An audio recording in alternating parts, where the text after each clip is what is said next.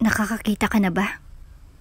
Tila nagdadalawang isip pa ito kung paano itanong iyon. Hindi alam kung iyon ang tamang katanungan. Tila imposible. Ilang saglit ang nagdaan bago niya nagawang tumango. Malamlam ang kanyang mga mata. Sa pagkakataong ito ay wala nang pagdadalawang isip na tinitigan niyang dalaga. Nakikita mo na ako? Tumango ulit siya. May takot sa sulok ng dibdib niya pero wala na siyang magagawa. Nakikita na kita, Ayn. Nakikita na kita. Kita niyang pamumutla nito. Alam niyang dahilan niyon. Iyon ang kinatatakutan niya. Yung katakutan siya nito. Bago ka pa lang sa channel neto, ibang kwento ni Ate Jane, istorya mo, ikwento ko. Huwag kalimutang pindutin ang notification bell at subscribe po. Nanlalabo ang paningin ni Ayn habang binabagtas ng luma niyang sasakyan. Ang kahabaan ng public highway. Malakas ang ulan. Madulas ang aspaltong daan pero pinaharurot niya pa rin ang sasakyan niya. Nakainom na siya ng konti. Galing siya sa club. Mag-isa niyang inaliw ang sarili. Gusto niyang makalimutan ang nakita niya. Hindi niya pa rin lubos sa kalaing makikita niya si John sa ganong ayos. This day was supposed to be their mansari. Pero naabutan niya ito sa kondo nilang may katalik na ibang babae. Akala niya nagbago na ito. Akala niya pagkatapos niya itong patawarin ay magbabago na ito. Pero hindi. Dahil patuloy pa rin itong ginagawa iyon. Fuck you, John. Sigaw niya sa loob ng kotse at tinodo pang pag-apak sa accelerator. Dahil nadala siya sa emosyon niya at dahil sa mabilis na pagpapatakbo kaya, hindi niya namalayan ang mabilis na sasakyang palapit. Huli noong makapag-brake siya. Umiwas ang sasakyan pero tumaob iyon. Habang siya nakapag-brake sa unahan pero nagkagalo siya dahil nabunggo niyang poste. Nang magkamali siya ay wala pang mga tao. Takot na takot siyang pinandar ulit ang sasakyan. Sirang unahan niyon pero nakarating pa siya sa condo unit ng kapatid niya. What the hell happened to you? Gulat na bulalas ng kuya niya nang mapagbuksan siya nitong maraming mga galos sa katawan. Kuya, please. Si Jen bang may gawa nito? Kitang panggagalaiti sa mata ng lalaki. No, please. Malalagot sa akin ang demonyong yan. Makikita niyang hinahanap niya. Nanatiling galit ang mukha na lumabas ang kuya niya. Hindi niya ito napigilan. Bigla na lang siyang bumagsak sa sahig nang mahimatay. Namumutla siya kanina pa. Napansin niyang bumalik ang kapatid niya para saklolohan siya. Nawalan siya ng malay at sa hospital na siya nagising. Agad siyang dinaluhan ng kapatid nang mapansin nitong nagising na siya. Ayn, ayos ka lang ba? Kumusta? Masakit pa ba ang katawan mo? Hindi na siya nakapagsalita. Shock pa rin siya. Kaya nagtawag na ng nurse ang kapatid niya. Chinek naman siya agad ng nurse. Stable na siya at hindi naman malalim ang sugat niya. Sa utak niya, naglalaro pa rin ang senaryo kung sa nakita niyang bumaligtad ang sasakyan na muntik niya ng mabangga. May kasalanan siya pero imbis na saklolohan ng may-ari ng sasakyan ay tumakas pa siya. Nabuhay kayang taong nasa loob ng sasakyan?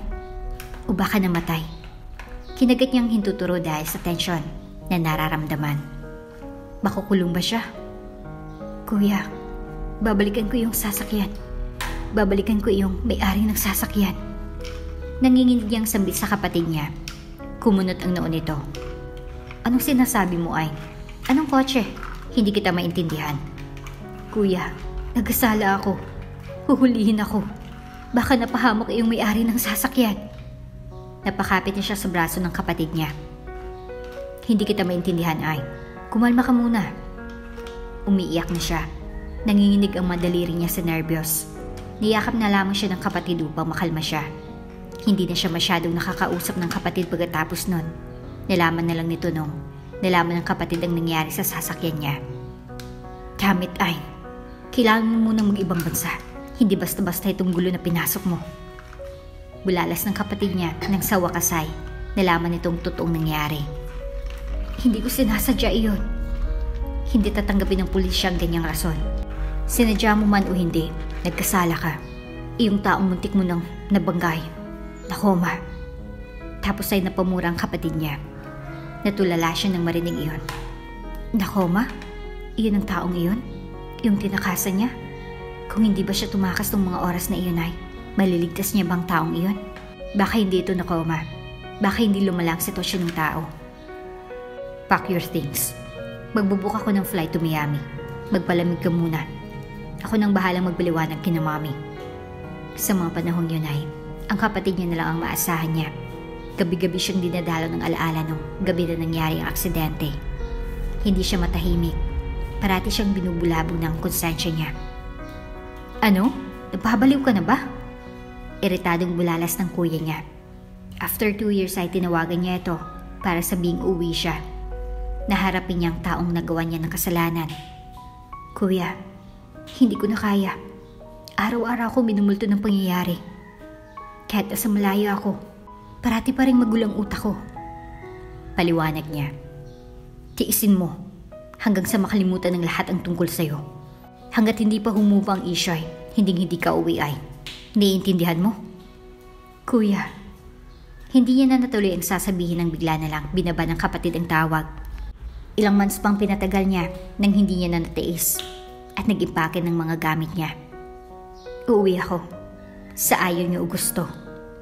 Iritadong sambit niya sa sarili habang nag-iimpake.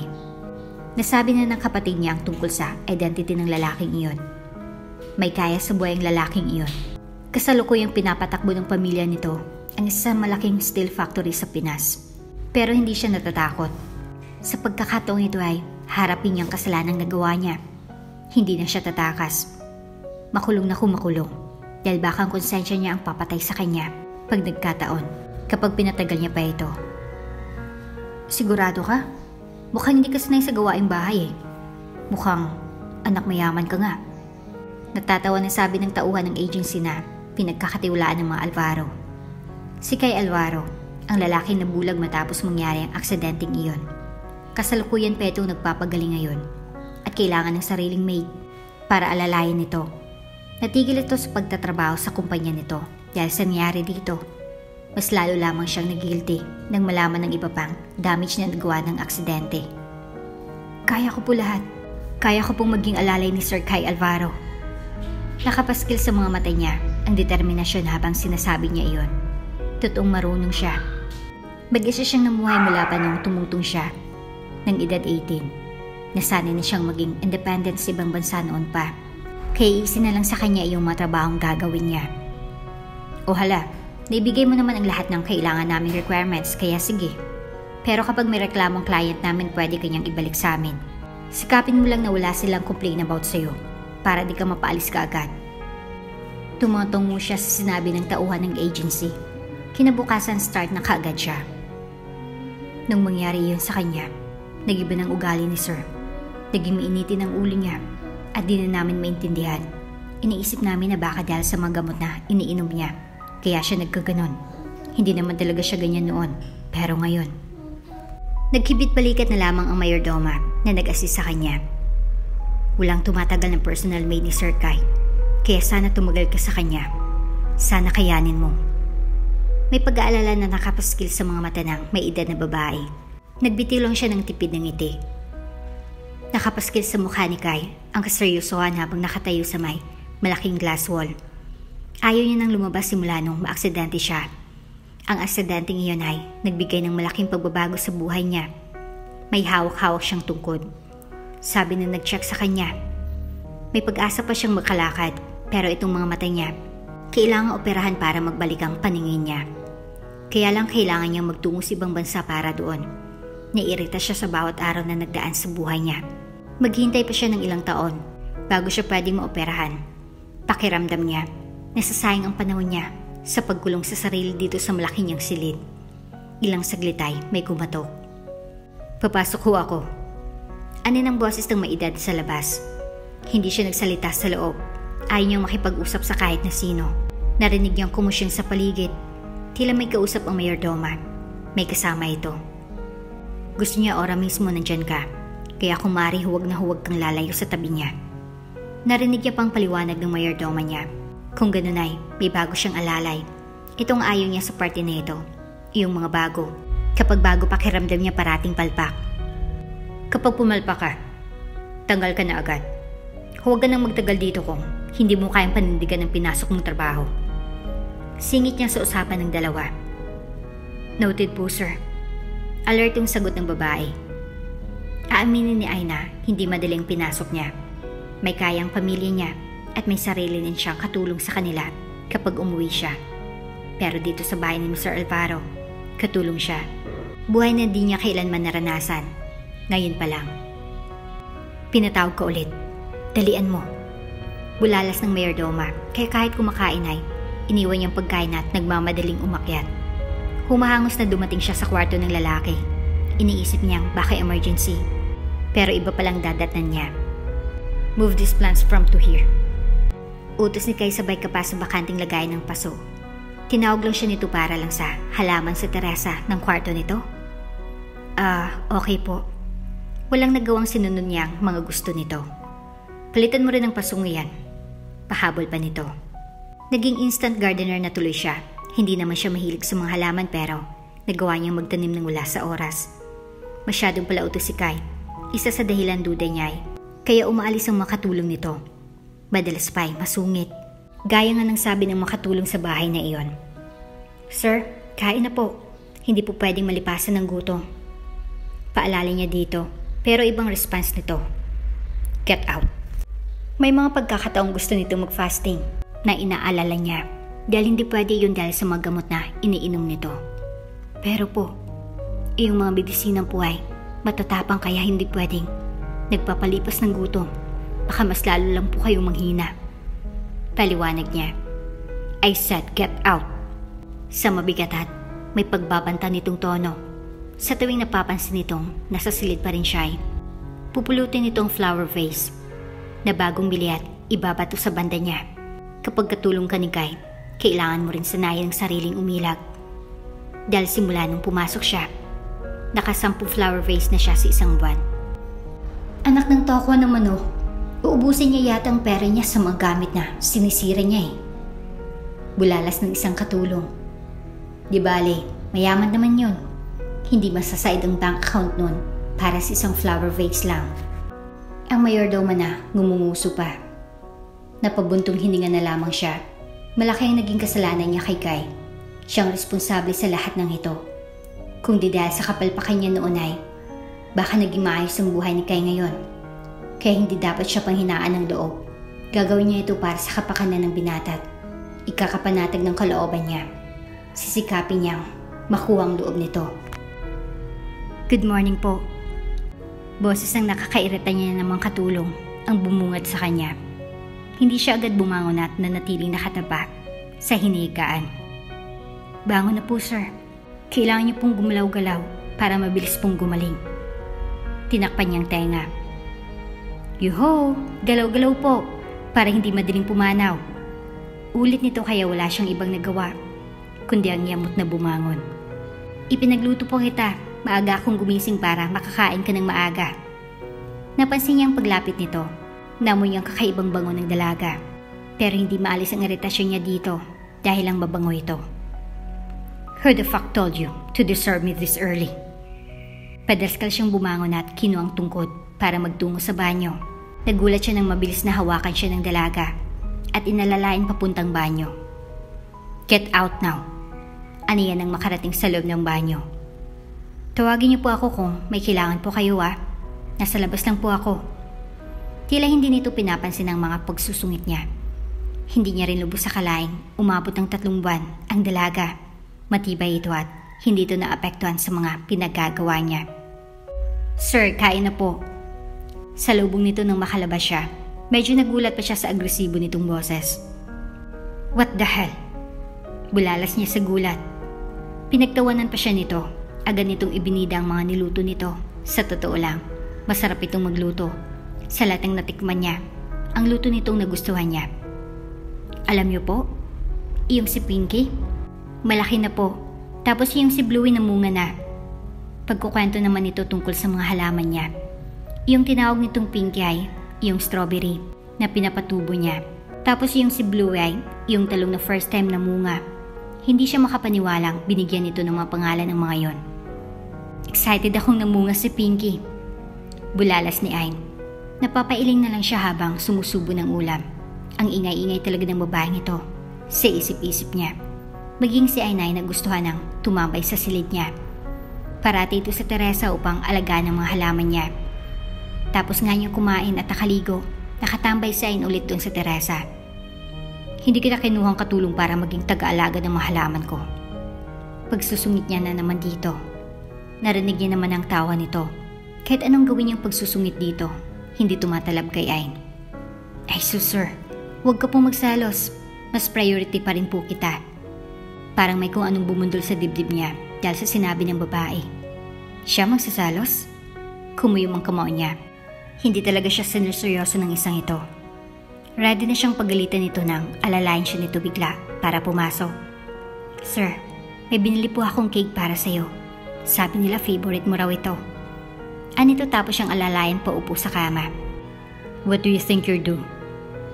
Hindi niya pa natapos ang sasabihin dahil umalis ng dalaga sa harapan niya. Napabugan na lang siya ng hangin sa frustration. Pagbalik ng dalaga, may nilapag agad itong kung ano sa harapan niya. Ito po, tikman niyo. May tabang sa emosyon niya. Sino ka ba para utusan ako? Masarap po yan. Nangalay pang ang binti ko nung lakarin ko yung bilihan yan mula dito sa bahay. Wala kasi akong nasakyang tricycle. Sobrang aga kasi akong bumili. Kinalampag ko pang tindahan yan kaya nagbukas sila ng maaga. Sabay hagikik nito. Natulala siya sa mga narinig mula dito. Talagang ginawa nito iyon? Parang may kung anong humaplos sa puso niya nang malaman ang backstory ng cake na sinasabi nito. Napilitan tuloy siyang tikman. Natigilan siya matapos matikman ang cake na iyon. Actually, he's not fan of sweets. Pero dahil mahilig sa sweets ang namayapan niyang mama, kaya napilitan siyang gustuin ng sweets. Pero may isang cake siyang nagustuhan talaga. Paborito rin iyon ng mama niya. Tuwing kumakain siya nun ay naalala niya ang ina niya. Ngayon, pinatikim na naman ito sa kanya ni Ain. Kaya agad niyang naalala ang importanteng tao ngayon sa buhay niya. Parang may kumurot sa dibdib niya. Punta lang po ako sa Teresa. Kain lang po ah. Agad siyang iniwan ni Ain doon. Simula nung alagaan ng dalagang mga halaman niya sa Teresa ay nagsipagbungang mga yon. Mukhang ang sigla-sigla pa ng mga yon. Kung sana nakikita niya lang ang mga ito. Nang dumating ang linggo ay ibang katulang pumasok sa silid niya. Nasaan si Ain? Bigla niya na lang naitanong. Po? Di ba po day off niya ngayon? Nautal na sagot ng katulong. Parang napahiya siya at napalunok saka ngaling-ngaling tumango. Nag-day off lang ito ng isang araw. Parang alumbay na ng buong araw na iyon. Nagtagas ang bagang niya. Bakit niya ba iniisip niya ngayon ang babaeng iyon?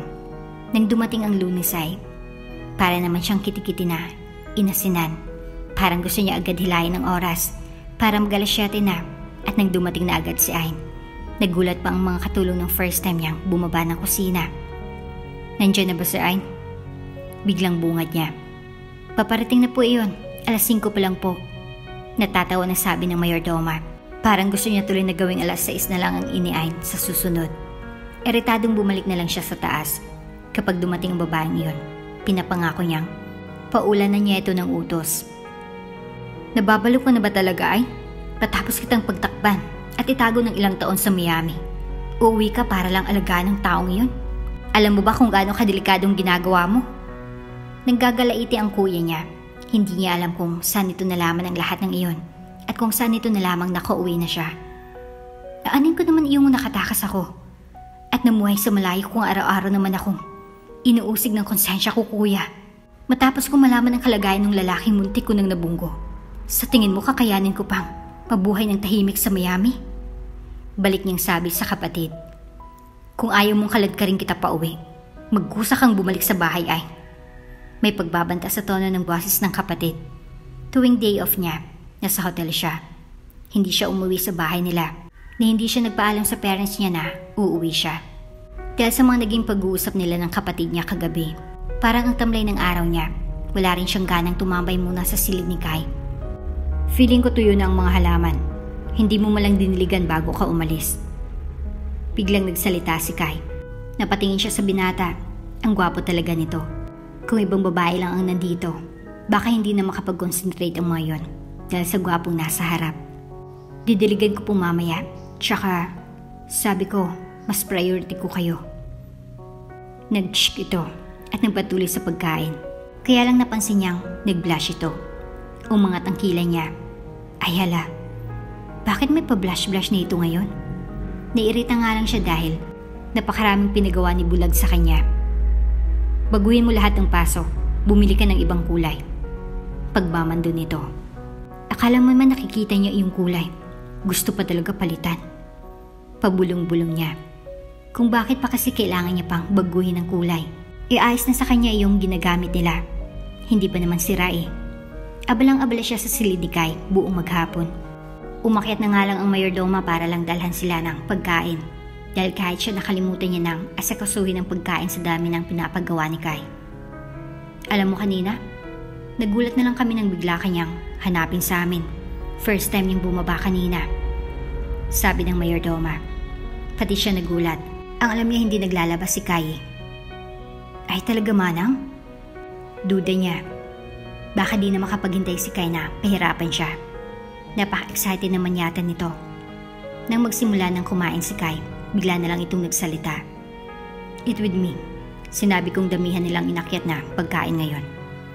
Namilog ang mga mata niya. Talagang gusto nitong sumabay siya dito. Huwag ka nang tumayo lang dyan. Umupo ka na rito. Untag nito. Muntik pa siyang mapatalon sa gulat at agad na umupo sa harap nito. Nasa minisala siya nito. Laylay ang balikat ni Senyor Hernan nang dumating sa mansyon. Tuwing nakakauwi sa Pinas ang ama ni Kayay, parati nitong naalala ang sitwasyon ng anak. Malungkot ang matanda sa nangyari sa anak niya. Matapos ang aksidente ay nagbago na ito at hindi pala kibo. Wala nang ina nito, tapos ngayon ay si Kai naman ang nawawala na rin ng pag-asa sa buhay. Parang dalawang mahalagang taong biglang nawala kay Senyor Hernan. Nasaan ang anak ko? Tanong ni Senyor sa mga katulong na agad nagsipagyuko nang dumating siya. Nasa silid pa rin po. May pinagkakaabalahan po ang anak nyo. Nakangiti na sabi ng mayordoma. Nagulat si Senyor. May pinagkakaabalahan ang anak niya. Nakakapanibago. Yung dati-rada ay tulala lamang ito sa silid sa tuwing dadalawin niya ito doon. Ganun ba? Akyat din ako sa taas. Opo, sige po. Nasa taas lang po si Sir. Ani mayordoma. Nakaawang ang pinto ng silid ni Kai. Kaya binuksan na lang din iyon ng Senyor. Sa bungad pa lang ay narinig din ng Senyor ang tawa ng babae. Pikon ka, Sir? Hindi na kasi lalaki ng mas malaki pa dyan ang iyong strawberry nyo. Ganyan lang talaga yan kaliit. Haler, nag-research kaya ako. Boses ng babae iyon. Naglakad ang Senyor upang mas makita pa kung sino itong kausap ni Kai. Nang matanaway nakita niyang isa pala sa katulong ng bahay ang kausap ng anak. Umangat ang kilay ng Senyor. Nagagawa nitong pagtawanan ng mga pagsusuplado ng anak niya. Dati-rati isang mali lang ng makatulong nito ay tanggal agad. Pero ito ngayon, nakailang tudyo ng babae kay Kai. Hindi malang nabanggit ni Kai na ipapatanggal nitong katulong na ito. Parang may naamoy siyang kakaiba sa anak. Napangiti ang Senyor. Kapag lumaki ang strawberry na yan, anong gagawin ko sa'yo? Iritadong sabi ni Kai. Pakakainin mo ako ng mocha cake. Banat naman ng babae. No, hindi mo matitikman ang matanim dito.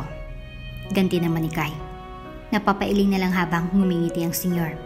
Ngayon niya lang nakitang ganitong anak sa ibang babae. Nakakapanibago pero nakakatuwa. Pagbaba ng Senyor ay agad sumalubong ang mayordoma. Yung dalawa sa taas. Panimula ng Senyor. Bakit po? Nag-aalala na tanong ng mayordoma. Huwag niyo silang disturbohin. Dalhan niyo ng makakain. At saka anong pangalan ng katulong na kasama ng anak ko sa taas? Ayon po. Tumango-tango ang Senyor.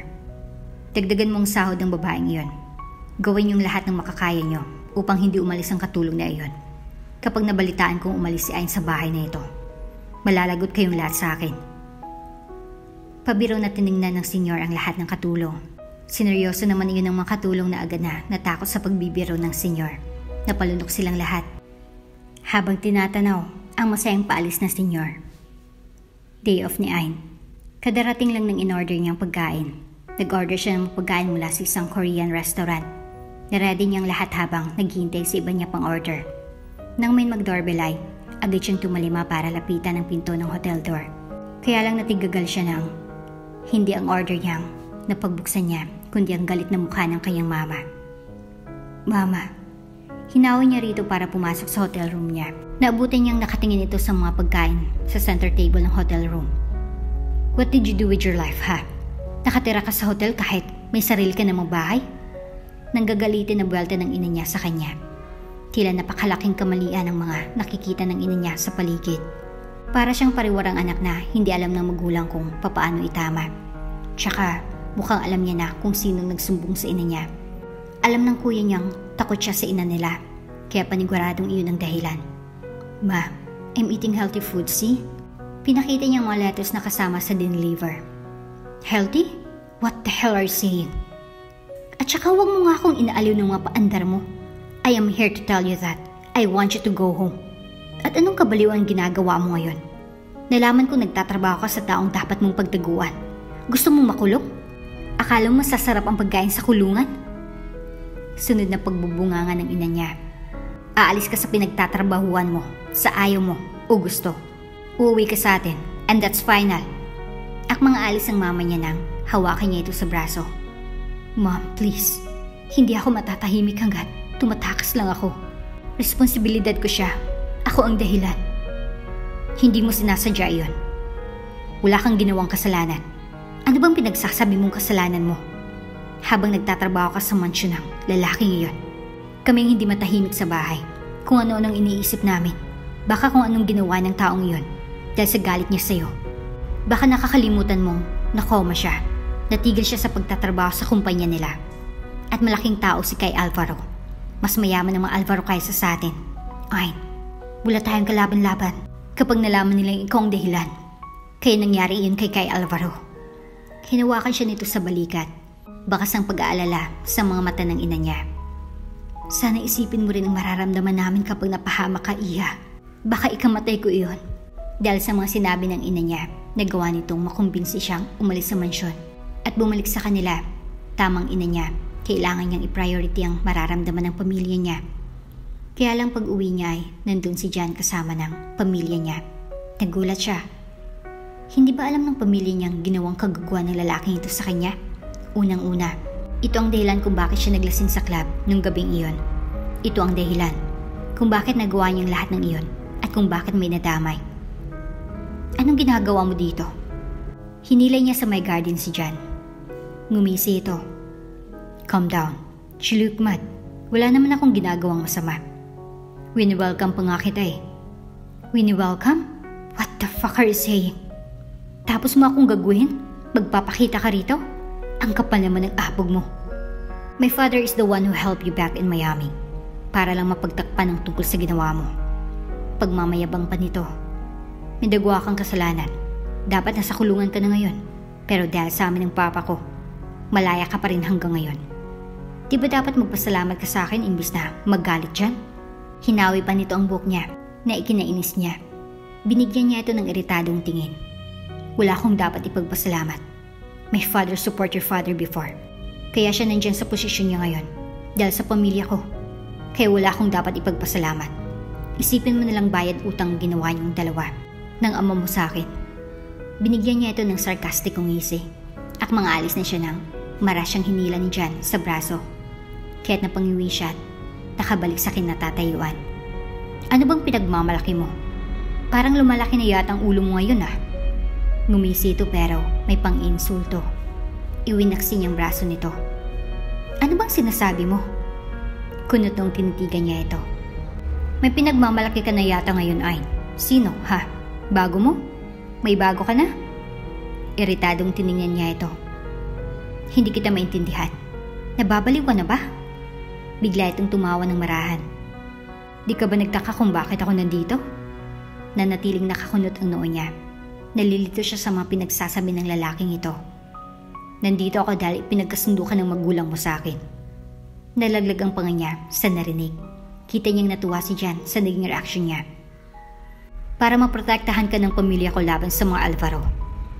Ngumisi ito. Umiling siya. Hindi pwede. Alam niya kung gaano kasugaro lang ama ni Jan kapag naging sila ni Jan. Mas mabibigyan ng oportunidad ang pamilya nito para lokohin ang pamilya niya. Walang ibang puprotekta sa'yo, kundi kami. Sa akin pa rin ang bagsak mo kahit ilang beses mo akong ayawan. Hinawi ulit nito ang buhok niya sa bandang tenga. Dati nga patay na patay ka sa akin eh. Kahit ilang beses akong ng babae, ayos lang sa'yo. Mahal mo kasi ako. Pwede naman nating ibalik iyon eh. Pwede mo pa akong mahalin na tulad ng dati. Mas gusto ko yung ikaw noon. Nanatilang mapaglaro at nakakairita nitong ngisi. Niirita siyang ipinagyayabang pa nito ang katahan niya noon. Fuck you, Jan. Aniya bago niya tinlikuran nito. Narinig niya pa ang tawa nito. Mom, please. Pagmamakaawa ni Ayn sa ina. Kanina pa siya sumusunod dito pero tila ayaw nitong makinig sa kanya. Ayaw ko makasal kay Jan. I know you think that I still love him, pero hindi. Nakamove on ako sa kanya. Matagal na kaming hiwalay, so please. Iritadong binalingan siya ng ina. Is it important now? Do I need to care about your feelings when in fact, we have to prioritize your safety? Hindi siya agad nakapagsalita. Niintindihan niya ito. Nag-alala ito sa kanya, kaya kailangan itong isang tabi ang lahat ng maliliit na bagay para sa kaligtasan niya. Thank you for doing that for me, pero we can still ask for help to someone aside Jan's family. Kumunot ang noo ng ina. Bakit hindi? Bakit ayaw na ayaw mo sa kanila? Di porket may past kayo ni Jan ay kailangan mong magalit sa buong pamilya niya. Jan is like our own family. His family is like part of our family. Hindi ka dapat maging ganito dahil lang wala na kayo. You're just being unfair, anak. Namilog ang mga mata niya. Hindi niya lubos maisip iyon. Ang inakala ng ina niya. Hindi sa ganun, ma'am. But, kung hindi ganun, patunayan mo. Pakasalan mo siya. This is for your own good too. We have to be grateful na hanggang ngayon, hindi pa rin tayo kinakalimutan ng Tito Arnolfo mo. Tuwing bubukas ang pinto ng silid niya ay agad mapapatayo si Kai. Ilang beses niyang nagawa iyon. Araw-araw umaasa siyang sa susunod na bubukas ng pinto ay ang boses ni Ayn ang susunod niyang maririnig. Sir, kumain na po kayo. Ang boses ng mayordomo ang nagsalita. Hindi ito si Ayn. Ilang buwan na nang hindi nagpapakita si Ayn. Ilang buwan na rin siyang naghihintay. Ni wala man lang sinabing babae kung anong dahilan kung bakit ito umalis. Hindi niya naman ito pinaalis. Naiinis siya. Nahirapan siyang isipin ang dahilan ng pag-alis ng babae. Wala pa bang balita kay Ayn? Bakit siya umalis? Usisa niya sa mayordoma. Ayaw na ayaw niyang nagtatanong tungkol sa babae. Baka nung isipin ng mga nakapaligid sa kanya. Wala pa po eh. Magtatanong-tanong po ako sa kasamaan ko sa baba. Baka may contact sila kay Ayn. Tumango siya. Okay. Napapansin din ng mga katulong na nagbalik sa lungkot ang mga mata ng amo nila. Hindi na ito katulad dati na kahit hindi naalis ang pagiging bugnuti nito pero may kalakip na kislap sa mga mata nito. Naglakad si Kai tungo sa Teresa at hinawakan ang halaman ng strawberry. Nahawakan ng binatang malalaking bunga ng strawberry na pinagtalunan pa nila noon ni Ayn. Lumaki na sila. Sabi mo hindi sila lalaki ng ganito. Paparusahan talaga kita kapag nakabalik ka dito, Ayn. Kausap niya sa kawalan na tila nandoon si Ayn. Bukas na ang flight nating tungo sa Amerika. Handa ng lahat para sa magiging operasyon mo, Kai. Iyon ang sinabi ng ama niya nung magtungo ito sa mansyon. Itong pinakahintay niya pero parang hindi siya natutuwa. Isang tao lang naman ang gusto niyang makita. Gusto niyang makita ang itsura ni Ayn. Gusto niyang makita kung anong itsura ng babaeng nang bubulabog sa kanya noon kada umaga. Iyong babaeng kayang lakarin ang napakalayong bakery para bilan siya ng paborito niyang cake. Ito na lang ang dahilan kaya gusto niyang makakita. Si Ayn. 2 years passed. Handa ng simbahan para sa mangyayaring kasal. Wala pa daw ng bride pero handa ng groom na si Jan sa dulo ng aisle. Pusturang-pustura ang dalawa sa suot na tuxedo. Ang ama naman ni Jan na si Arnolfo ay parang sinong gwapong aktor na pumuporban sa tabi. Iniisip na Arnolfo na mapasakamay na nito ang alas. Dahil sa pagpapakasal ng anak na si Jan sa mayamang si Ayn, nagdidiwang na si Arnolfo sa loob-loob nito. Hindi na ako makapaghintay. Nakangising sabi ni Arnolfo sa anak. Ako rin naman, Dad. Nakangising na tugon ni Jan. Ang galing mo talaga. Basta saan ba't? Mapapasa atin na rin ang kumpanya ni Ayn. Hindi na tayo maghirap niyan. Kahit pa ilang beses akong tumaya sa kasino ay walang problema. Tumangutango si Jan sa tinura ng ama habang nanatiling nakangisi. Habang ang ina naman ni Ainay nagmamadaling nagtungo sa dressing room ng anak. Dahil kanina pa ito doon ngunit di pa rin lumalabas. Tapos na itong make-upan ng makeup artist na nakuha nila. Ready na sila para umalis. Kaya lang ang tagal-tagal ni Ain. Nandito ng pare. Nasaan na bang anak mo? Iritadong sabi ng ama ni Ain. Tumawag ito dahil nasa simbahan na ito. Pahiyang-pahiya ng ama dahil sa anak. Gayong hindi pwedeng paghintayin ng pare dahil may iba pa itong pupuntahan. Yes. Hindi pa tapos ang anak mo. Ani mami ng dalaga. Hindi na nakatiis ang ina ni Ain at nagtungo na sa dressing room. Iha, hinintay na tayo sa simbahan. Hindi ka pa ba talaga tapos? Ilang segundo na hinintay ng ina ang pagsagot ni Ain. Pero wala itong nakuhang sagot mula sa anak. Kaya binuksan na lamang ito ng ina. Kaya lang laking gulat ng ginang nang malamang wala doon si Ain. Oh my gosh! Nalaglag ang panga ng ina ni Ain. Umulan pero tinakbo ni Ain ang public highway. Malayo na siya mula sa lugar na kinaroroonan ng ina niya. Iniwan yung ina niya. Hindi niya kayang magpakasal. Hindi niya kayang tiisin pa ulit ang pangwawalang hiya ni John. Ayos lang kung siya lang ang mapahamak. Pero yung madadamay ang pamilya niya, ibang usapan na iyon. May duda siyang may ibang motibo ang pamilya ni John. Kaya gusto nitong makasal sa kanya. Kaya tataka siya. Di bali nang makulong siya. Kakayanin niya iyon. Kaysa madamay pang pamilya niya. Dumiretso siya sa hotel at nag-check-in doon. Saglit lang siya doon at umalis din para hindi siya masundan ng pamilya. Nagbihis siya at nagtungo sa mansyon ng mga Alvaro. Nalapit siya sa mayordoma. Hindi siya sigurado kung tatanggapin ulit siya pero babalik siya sa mansyon. Doon siya magtatago. Diyos ko, ang tagal-tagal mong bumalik. Matagal ka nang hinahanap ng amo natin. Buti naisipan mo pang magbalik dito. Bulalas ng mayordoma. Pwede pa ba akong bumalik sa trabaho? Hindi ba ako papagalitan? Kumunot ang noo ng mayordoma. Baka kami pa nga mapagalitan kapag umalis ka eh. Bubulong-bulong nito na hindi niya masyadong narinig. Po? Wala. Sige na, pumasok ka na. Gaya ng dati doon pa rin ang silid nating lahat. Iminuwestra nito ang maid's quarter. Ang gaan ng pakiramdam niya sa loob ng mansyon na iyon. Gaan na di niya mahanap sa bahay nila. Dito lang. Nasa taas na daw si Kai.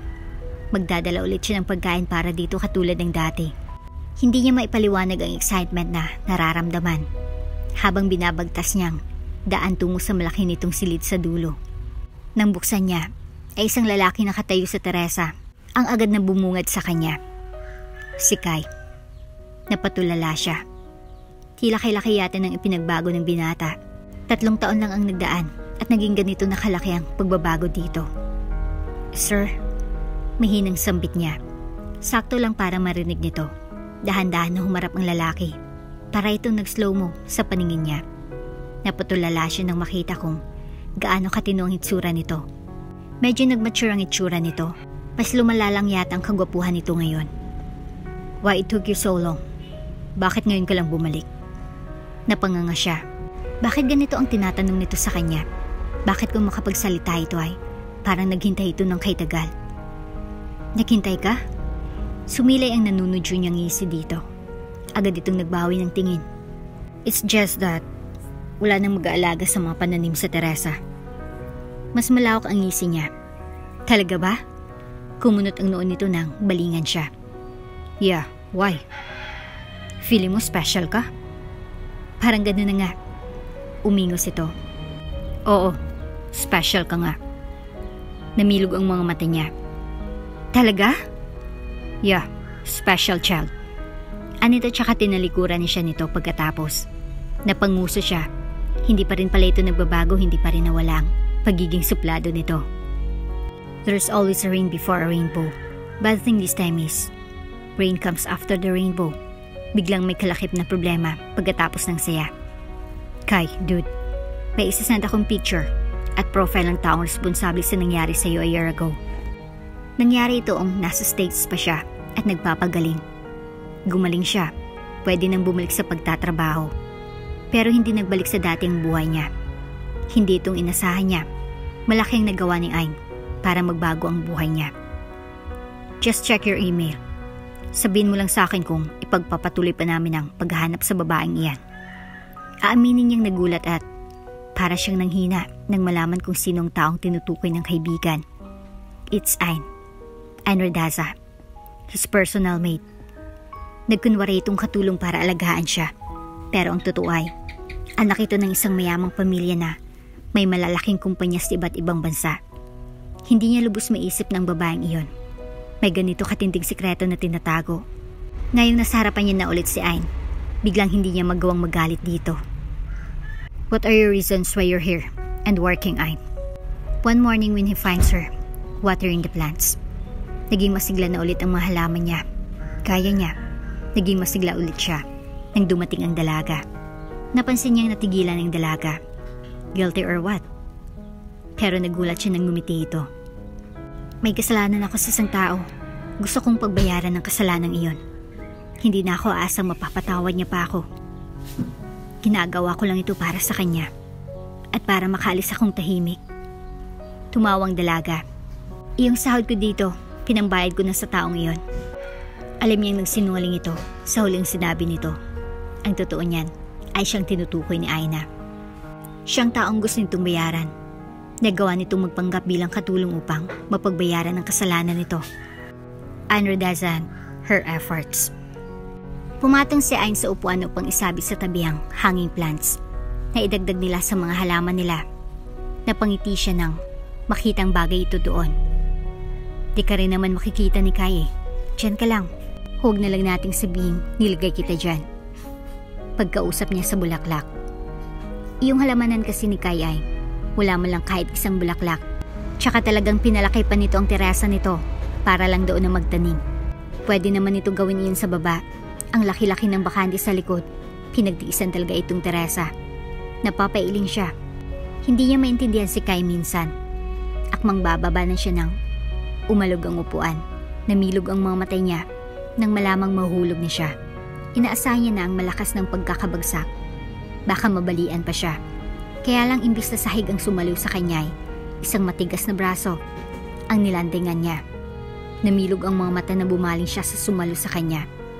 Si Kai. Namimilog pa ang mga mata niya nang magsalubong ang matingin nila. Kung tumingin ito ay parang nakikita siya nito. Parang hindi ito bulag. Are you alright?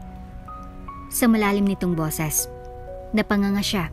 Hindi agad siya nakapagsalita. Ilang saglit pa bago niya nahanap ang boses. Oo, ayos lang. Binaba na siya nito.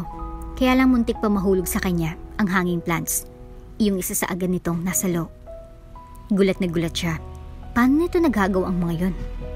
Minsan kapag nakasanayan mo ng dilim, mas madali na sa iyong malaman ng mga galaw sa paligid.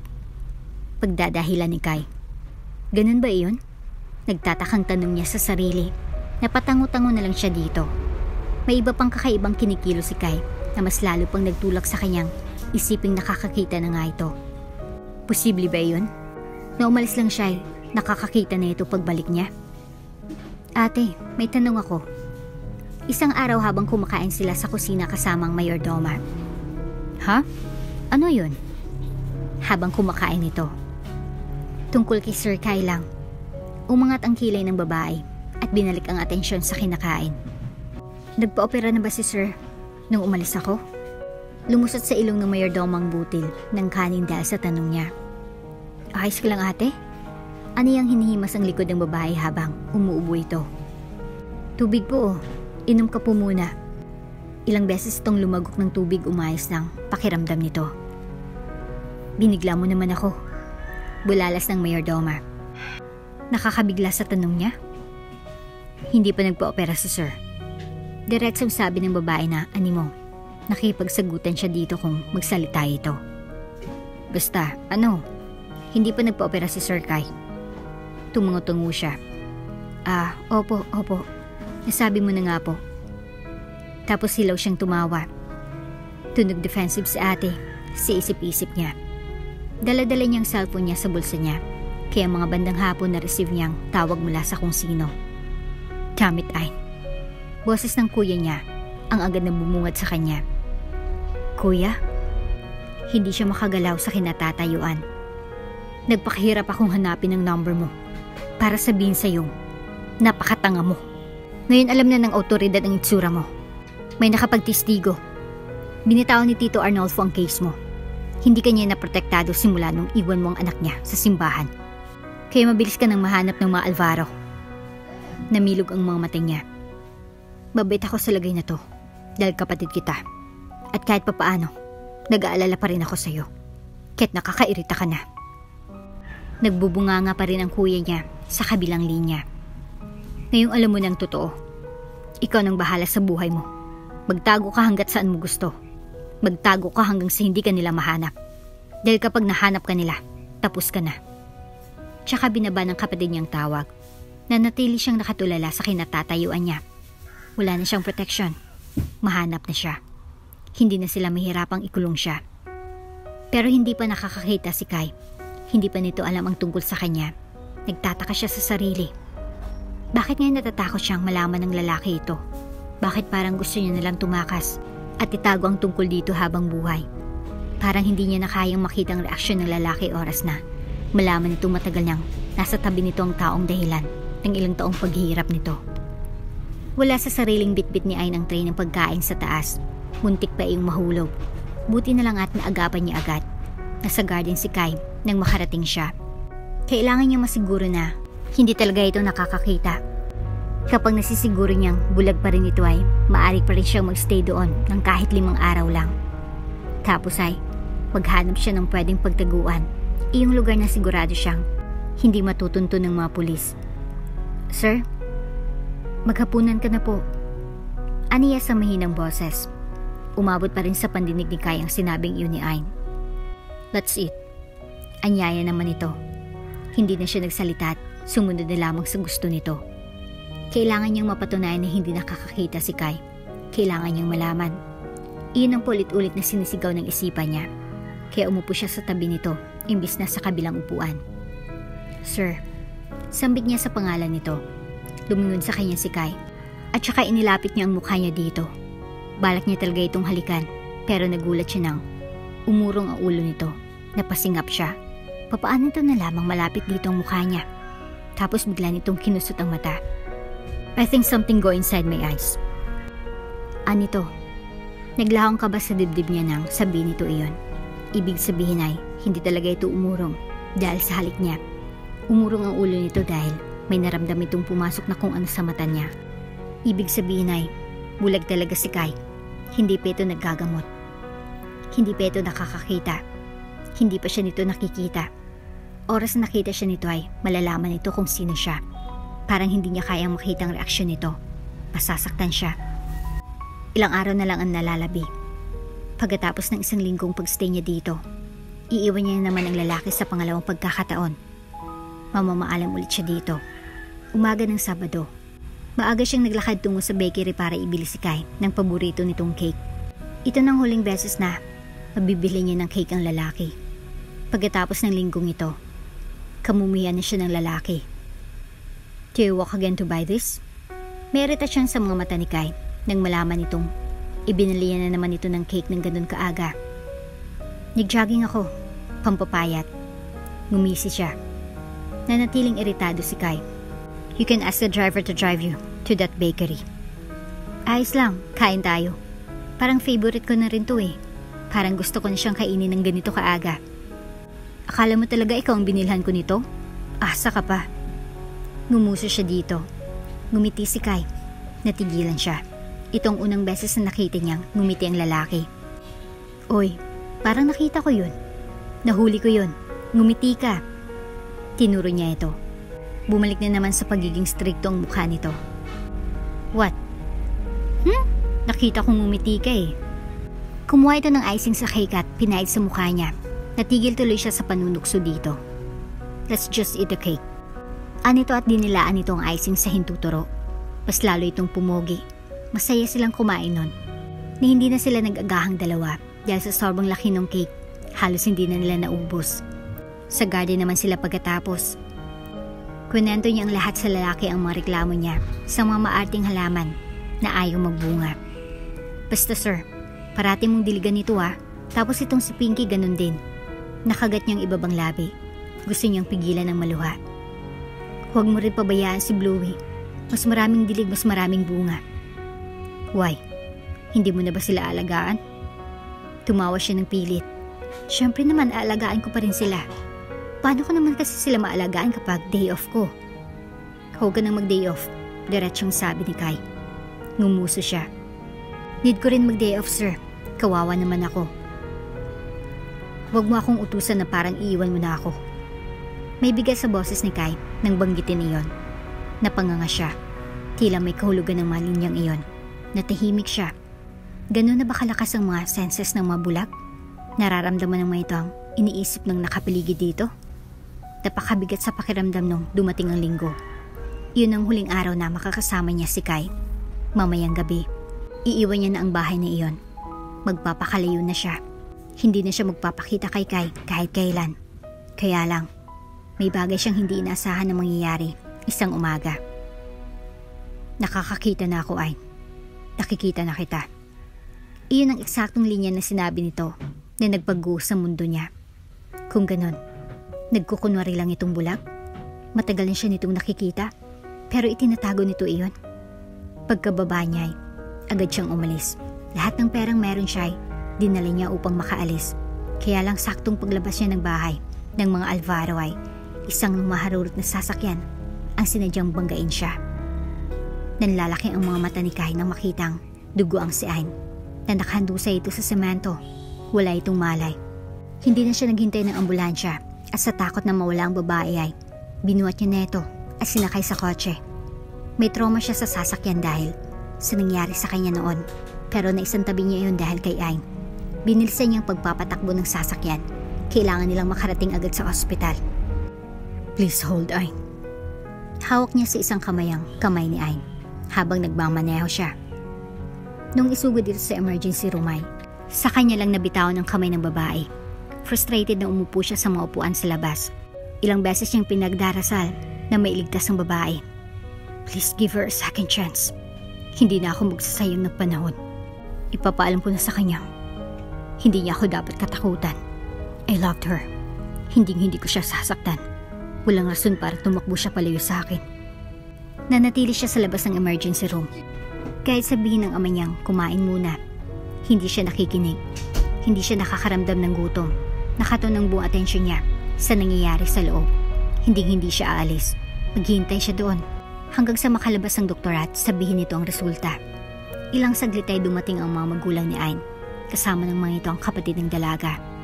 Agad na napayuko ang pamilya ng babae nang makita siya. Please, maawa kayo sa anak ko. Hindi niya kakayanin sa kulungan. Nakita mo naman ang sitwasyon niya.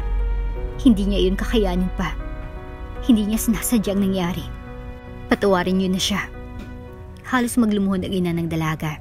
Nagulat siya doon. Niyakap ng ama ng dalaga ang asawa nito. Ako na lang. Kapalit ng kapatid ko. Ako ang dahilan kayo nagtago siya. Ang kuya ni Ayn ang lumapit sa kanya. Gusto nang sumuko ni Ayn noon, pero akong nag-udyok sa kanyang magtago. Ilang saglit ang dumaan bago siya umiling, na ikinatigil ng lahat. Hindi ko siya ipapakulong, gaya ng iniisip niyo. Natigilan ang lahat. Tila hindi makapaniwala sa sinabi niya. Gaya niyo. Nag-aalala rin ako kay Ayn. Gaya niyo. Pinagdarasal ko rin na sana ligtas siyang makalabas sa emergency room na iyan. Hindi niyo alam kung gaano kong sinisising sarili ko sa mga nangyayari sa kanya ngayon. Umayos ng tayo ang ina ng dalaga. Hindi pa rin makapaniwala. Bakit? Wala sa sariling tanong ng ginang. Dahil mahal ko siya. Stable na si Ayn. Tila nabunutan ng tinik sa dibdib ang lahat. Lumapit si Armando kay Senior Herman, ang ama ni Kai. Ilang taon na rin ang nagdaan, Herman. Panimula ni Armando.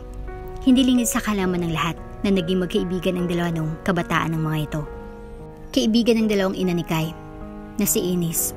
Ngunit nahulog ang loob ni Armando kay Ines. Ang problema ay si Hernan ang mahal ni Ines. Napilitang sumang-ayon sa fixed marriage si Armando at pinakasalan ang ina ni Ayn. Ngunit sariwa pa rin sa puso ni Armando ang nararamdaman para kay Ines. Natutuwa akong makita kang muli, Armando. Tingnan mo naman, ang liit ng mundo. Sinong mag-aakala magkikita tayong muli ngayon? Natatawang tura ni Herman. Sa tingin ko ay nagkakaintindihan ng mga puso ng ating mga anak. Ani Armando at nagbitiw ng tipid ng ngiti. Nagbitiw ng malalim ng paghinga si Herman. Minahal ba talaga ng anak mong anak ko? Tumawa si Armando. Nang tumakas siya sa kasal. Ang anak mong inuwian niya. Kilala kong anak ko, Herman. Umuwi siya sa mga taong mahal niya. Tumango-tango si Herman, ngunit nagsalita ulit si Armando. Natatakot ka bang maranasan ng anak mo ang naranasan ko? Ngumiti ng may pait si Armando. Natatakot kang baka ang anak mo lang ang magdusa sa pagmamahal niya? Bumaling si Herman kay Armando.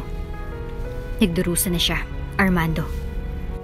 Nagpapasalamat ang lahat at walang nangyaring mas malala kay Ain. Nakaligtas ito sa kamatayan. Hinilot ni Kai ang sentido at nakaupo sa front seat ng sasakyan. Gusto niya mang makasama si Ainay. Hindi pwedeng manatili ng matagal doon. Parang nag-aalangan ng pamilya ng dalaga tuwing nasa paligid siya. Alam niyang nagigilty ang mga ito dahil sa nagawa ni Ain. Kaya hindi niya kayang pumirmi doon. Karapatan ng mga ito ang makasama si Ain ng matagal. Nang malaman niyang ligtas na si Ainay, tila nabunutan siya ng tinik sa dibdib. Sapat na sa kanyang malaman na ligtas ang babae. At saka isa pa'y, alam niya na kung sinong may gawa nun kay Ain. Kumuyom ang kamuon niya nang maalalang demonyong yon. Yes, natuntunan namin kung sinong may gawa nung nangyari kay Ain Radaza. Habang nasa hospital siya, biglang tumawag ang private investigator niya. Napatayo siya sa sunod na narinig mula sa private investigator. Sino? Hindi niya namalayang lumakas ang boses niya. Si John Espinosa, ang ex-boyfriend ni Ain Radaza. Papunta na siya sa pulisya ngayon para hanapin ang lalaking iyon. Magtuto sila ng John Espinosa na iyon. Pagkababa niya sa kotse, natatanong niyang binaba ng patrol car si John Espinosa. Nakaposes na ito at nakangisi pa. Malalaki ang hakbang na nilapitan niyang lalaki at pinadapo niyang kamuo sa panga nito. Agad itong tumba dahil sa malakas na suntok na iyon. Hinawakan agad siya ng ibang nandun. Kung hindi siya hinawakan ng mga ito ay baka nasug niya ulit ang tiyan na ito at undayan ng mas malakas pa na suntok. Nang makabawi si Janay, patawa-tawa pa na bumangon ngunit nalilisik ang mga mata. Nakita niyo yun? Charge niyo dapat iyon sa kanya. Kakasuhan din dapat siya. Sinuntok niya ako. Kinukumbinsi pa nito ang iba dahil lang nasuntok siya nito.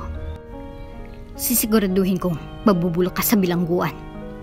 Nanggagalitin na sambit niya sa lalaki. Bigla ulit itong tumawa. Pulis ang papa ko.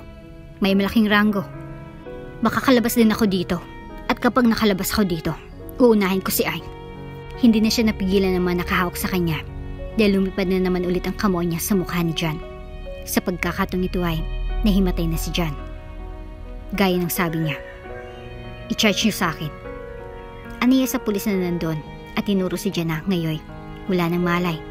Binigyan siya ng pagkakataon ng pamilya ni Ain na makasama ito. Nagpapasalamat siya doon. Nagising na ito pero pagdating niya sa hospital ay nagpapahinga na ito. Kai. Nang magmulat ng mata si Ainay, agad nitong sinikap na makabangon para mayakap siya. Inalalay niya ito para maayos niya rin itong mayakap. Bakit ngayon mo lang ako pinuntahan? Walang ibang ginawa si mama dito kundi pagalitan ako. Naririnig na ako sa boses niya. Humihikbi na ito habang nagsusumbong at yakap-yakap siya. Napangiti siya. I'm sorry kung ngayon lang ako nagpunta. Marami akong ginagawa. Paliwanag niya. Umuwi na tayo. Ayoko na dito sa hospital. Humiwalay siya dito at masuying hinawakan ng magkabilang pisngi. Malamlam ang mga mata na pinagmasdan niya ito. Magpagaling ka para makauwi na tayo, okay? Tumango lang si Ain sa sinabi niya. Sinamahan niya ito doon kung ano-anong mga sinusumbong nito sa kanya. Kung ano-ano rin ang tinatanong nito lalo ng tungkol kay Bluey at Pinky. Inasikaso na ng daddy niyang tungkol sa ginawa ng mag-amang Espinosa sa kanilang pamilya. Nalaman rin ng ama niyang may masamang binabalak ang Tito Arnolfo niya sa kanila. Pinaghahanap ngayon si Arnolfo. Natanggal na rin ito sa pwesto nito sa pulisya. Nakulong na rin si John. Pero hindi pa rin sila pwedeng magpakampante. Hindi natupad ang kagustuhan niyang umuwi sa bahay ni Kai. Nanalo pa rin ang ina niya at sa bahay niya sila umuwi ngayong gabi. Hindi kayo mag-asawa para doon umuwi sa kanila. Magkaroon ka naman sana ng delikadesa, Ain. Bulyaw ng ina niya sa kanya. Kaya napilitan siyang umuwi sa kanila. Napangiti siya ng mapagmasdan ng silid. Ito ang silid niya noon pa. Hindi ito pinabago ng mami niya. Ganun pa rin ang lahat ng ayos. Simula nung 6 years old ka hanggang ngayon, ganito pa rin ito. Wala akong binago, Iha. Nalingunan niya ang nagsasalitang ina. Nakasandal na ito sa hamba ng pintuan. Nakangiti. Tuwing wala ka sa bahay, pumupunta ako dito para hindi ako malungkot. Lumapit ito sa kanya para yakapin siya mula sa likod. Napangiti siya sa narinig sa ina. Namimiss kita parati. Paano ba naman kasi? Ikaw itong babae pero ikaw itong gala ng gala. Yung kuya mong parating nandito, ikaw itong wala. Napabuntong hininga siya. Tama naman ito. Masyado talaga siyang gala. Hindi siya mahagilap sa bahay. Tapos gusto mo pa talagang umuwi doon sa kay na iyon? Boyfriend mo na ba yun?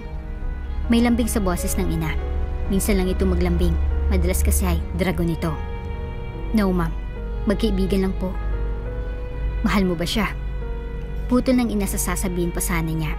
Hindi agad siya nakasagot. Iyon na yung tanong na hindi niya alam kung paano niya sasagutin. Kunyari, may mahal ng ibang babae si Kai at hindi ikaw. Anong mararamdaman mo? Napalunok siya ng may kirot na nararamdaman sa dibdib. Nasaktan siya sa sinabi ng ina niya, ngunit hindi niya maintindihan kung bakit. Kung iyon ang magpapasaya sa kanya, masaya rin ako. Umiling ang ina niya. Maging totoo ka sa nararamdaman mo, Iya. Nung sabihin ko iyon, anong naramdaman mo? Hindi na naman siya agad nakasagot. Ilang segundo pang nagdaan nang mahanap niyang salita sa dibdib. Nasaktan ako. Dito. At tinuro ang dibdib. Nagbitiw ng tipin ng ngiti ang ina niya. Dahil mahal mo siya. Hinawakan ng ina niya ang mga kamay niya. Hindi ka masasaktan ng ganyan kung hindi mo siya mahal. Bumuntong hininga ang ina niya. Nakakaingit ka dahil naranasan mo magmahal at mahalin. Sa pamilya natin, usang fixed marriage. Hindi ko naranasang ma-in love dahil ipinakasal na agad ako sa ama mo. Nagkaroon agad ako ng responsibilidad sa batang edad. Napalunok siya. Hindi niyo ba minahal kahit minsan si daddy? Ngumiti ang ina. Ang daddy mong hindi ko minahal kahit minsan. Namilog ang mga mata niya nang marinig iyon sa ina. Ngayon lang nagkwento ng ganito ang mami niya. Si Ines, ang ina ni Kai. Siyang totoong mahal ng ama mo mula noon hanggang ngayon. Nabigo ako sa parting iyon dahil hindi ko kailanman nagawang palitan si Ines sa puso ng ama mo. Hindi siya makapaniwala sa tagal ng pagsasama ng magulang niya. Hindi niya inasahang hindi kailanman nagmahalan ng dalawa. Hinayaan kitang maranasan ang mga bagay na hindi ko naranasan noon. Ayaw ko may panghinayangan ka sa buhay mo. Niyakap siya ulit ng ina niya. Nanghinayan ka ba, ma'am? Umiling ang mami niya. Sa ama mo, oo. Pero sa inyong mga anak ko, wala. Hindi ako nanghinayang na kayong naging anak ko. Hindi kailanman. Napapikit siya habang ninanamnam ang init na yakap ng ina. Bukas ay magiging dragon na naman ito. Gusto niya lang sulitin ang kabaitan nito ngayon. Kinabukasan nga maagang pinapagalitan ng mami niya ang kuya niya. Nagbalik na naman ito sa pagiging dragon nito. Kahit papaano, nakakamiss din palang pagiging dragon ng ina niya. Kaya lang tuwing nakikita niya ang ina niya, yung sinasabi nito kagabi ang naaalala niya. Nakabalik na si Kai sa kumpanya. Balik hectic na naman ang schedule ng lalaki. Pero sinisiguro nitong hindi ito nagkulang sa pagbibigay atensyon kay Ai. Katulad na lang ngayon. Nasaan ka na? Sa kabilang linya ay si Ain. Nagmamadali na siya dahil ay niyang pinaghintay ito ng matagal. Kagagaling niya lang sa meeting. Siya mismo nagsabi dito na kakain sila sa labas. Tapos siya pa itong malilate. Malapit na ako. I'm really sorry, love. Aniya. Tumawa ito sa kabilang linya. Maghintay-hintay ka lang dyan. Huwag kang magmadali. Mas importante na safety ka. Yes. Mag-on na sila. Tinuldukan na nilang matagal niyang tinatagong pag-ibig. Sobrang saya niya nang pumayag si Ain na makipag-date sa kanya. Hanggang sa naging sunod-sunod ang paglabas nila tapos ay niligawan niya at sinagot agad siya nito. Hindi na siya makapaghintay na ikabit sa pangalan nito ang apelyado niya. Para sa kanya, si Ain na talaga. Love, masayang-masaya na tinaas agad ni Ain ang mga braso at sinugod siya ng mainit na yakap. Kakababa niya lang sa sasakyan at agad siya nitong nakita. Pasensya na. Hinalikan niya ito sa noo. Si Ain ang pahinga niya. Tuwing nakikita niya ito, kahit pagod siya sa trabaho ay nawawala sa tuwing nagkikita sila ng babae. Ayos lang. Safety ka, thankfully. At niyakap siya ulit nito.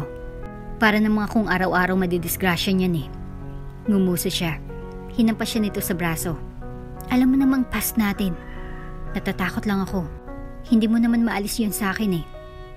Inakbayan niya ito at ginula ang buhok. I'm fine, don't worry love. Tara na, hanap tayo ng makainan. Gutom na ako. At saka niya ito hinila palayo. Nung nagkaroon sila ng pagkakataong lumabas ng ibang bansay, grinabagan nila ang opportunity na iyon. Nagtungo sila sa Paris, Japan, at Puerto Rico. Wala silang sinayang na panahon. Naramdaman niya ang braso na pumulupot sa baywang niya isang umaga. Maririnig ang hampas ng maalon sa tabing dagat. Nasa isang malaking duyan silang dalawa ni Kai. Nakatulog sila doon habang tirik na tirik ang araw. Nasa ilalim naman sila ng niyog, kaya walang problema. Mahangin at masarap talagang matulog. Nakabikini siya. Kanina niya pa gustong maligo sa dagat pero si Kai, ayaw siyang paalisin na wala ito. Kaso lang, ay gusto pa nitong matulog. Akmang babangon siya nang humigpit ang yakap ng lalaki sa bewang niya. Where do you think you're going, silly? Garalgal pa ang baritono nitong boses. Maliligo ako, love. Ang ganda ng dagat. Ayaw mo mag-swimming man lang kahit saglit? Kung nagpunta ka lang pala dito para matulog sana pala, sa bayan na lang tayo. Naiirita na siya. Masyado naman yata itong clingy. Halos araw-araw nga silang nagsasama eh. Okay. Anito't kalaunan para matahimik siya. Bumangon ito para lang samahan siya sa tubig. Nakatingin yung mga lalaki doon. Dapat kasi nag-short ka. Reklamo na naman ni Kai. Kanina pa nito ginigiit na mag-short siya. Ayaw niyang gawin yon. Ano pat nagtungo siya sa beach tapos pasusutin lang pala siya ng short. Ang KJ mo talaga. Para namang mapapasa kanila itong katawan ko kapag tinitigan. Tsaka, haler. Tingnan mong paligid mo. Halos subot-hubad na iyang mga yan. Mas desente pang ang tingnan nitong sa akin eh. Tinakpan na lang ni Kai ang katawan niya ng towel. Ang ingay mo kaya. Nagbago tuloy ang isip ko. Tara na sa kwarto. Malambing na sabi ng binata. Hinapas siyang dibdib nito at tumakbo na siya palayo para hindi siya nito mapigilan. Narinig niya pa ang mga mura nito habang palayo siya. Pinagtawanan niya lang ito. Nagtungo sila sa isang restaurant kinagabihan. Nagpa-reserve kasi si Kai doon. Sa labas naman tayo kumain.